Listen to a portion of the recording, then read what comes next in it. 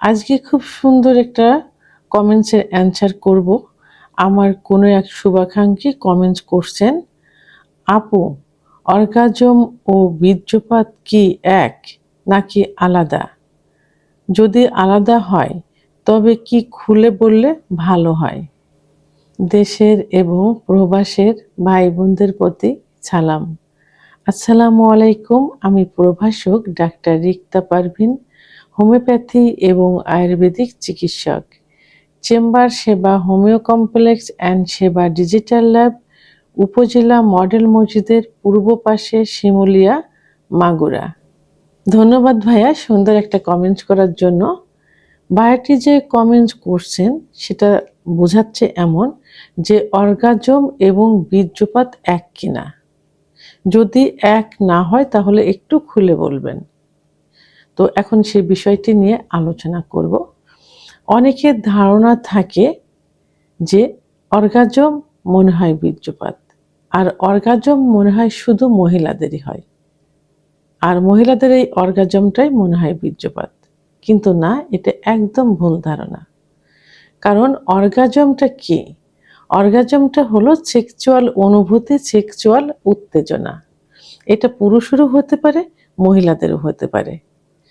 যখন সহবাস যাওয়া হয়, যখন ফোরপ্লে করা হয়, সে মানে স্ত্রীকে যখন ফোরপ্লে করা হয়, তখন স্ত্রীর ভিতরে এক ধরনের উত্তেজনা আসে সহবাস করার জন্য। গা শিরে ওঠে, লজ্জা লজ্জা ভাব আসে, গা হাত পা ভার হয়ে যায় ইত্যাদি। আবার অনেকে এটাই হলো অর্গাজম। আর এই অর্গাজমের সময় মহিলাদের সেক্স উত্তেজনা আসার জন্য কামরস বের হয়, যে কামরসটা যৌন মিলনে যোনিপথকে পিচ্ছিল্য করে, সহবাসকে সুখময় করে। ঠিক অনুরূপভাবে মহিলাদের যেমন ফোরপ্লে করা হয় সহবাসের পূর্বে, স্বামীকেও কিন্তু সহবাসের পূর্বে ফোরপ্লে করা হয়। তা বাঙালির অনেকেই এটা বোঝে না বা করে না। যারা একটু সচেতন, জানে, বোঝে, তারা কিন্তু তার স্বামীকেও কিন্তু ফোরপ্লে করে।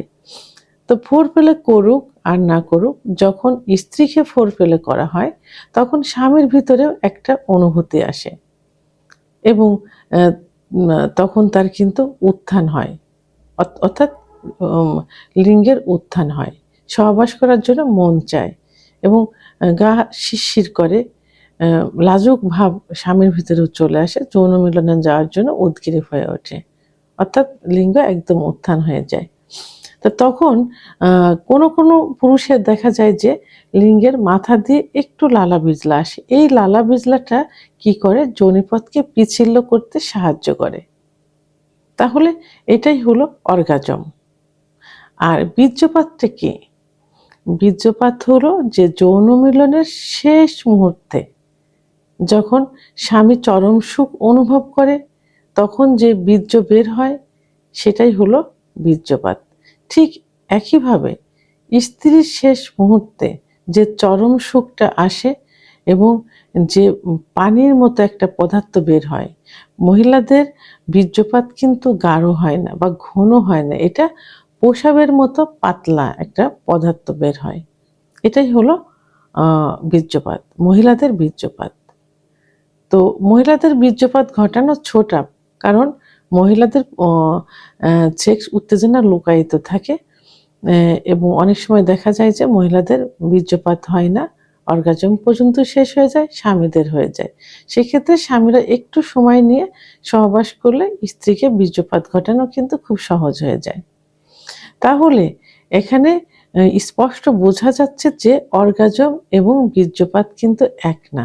অর্গাজমটা হলো পুরুষ মহিলা উভয়ের সেক্সের পূর্বের যে সেক্স উত্তেজনা, যে প্রস্তুতি, সেক্সের জন্য যে উদ্গ্রীব হওয়া, যে রসটা পুরুষ মহিলা উভয়ের মধ্যেই কিন্তু আসে, সেটাই হলো অর্গাজম।